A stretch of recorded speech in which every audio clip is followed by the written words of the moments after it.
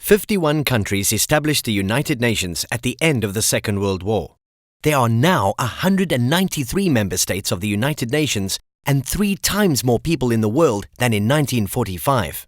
The structure of the United Nations Security Council has, however, stayed the same, with 5 permanent members with veto power, the P5, and after limited reform in 1965, 10 non-permanent members elected by the General Assembly for a 2-year term.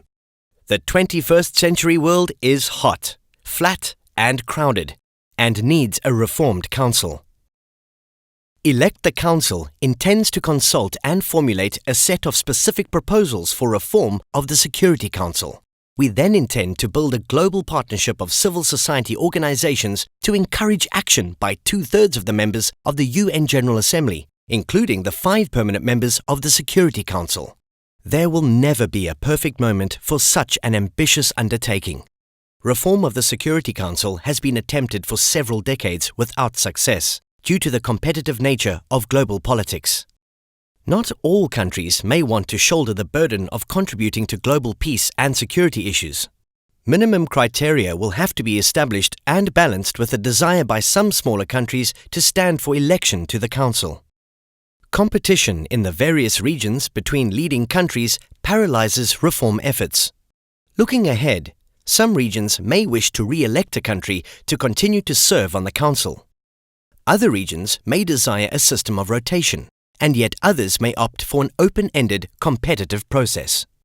The P5 will not easily give up their veto and privileged position. This implies the need for time-bound transitionary measures and to allow for the re-election of a particular member by their regions. Clearly, the number of countries on the Security Council must be proportional to the members of the United Nations.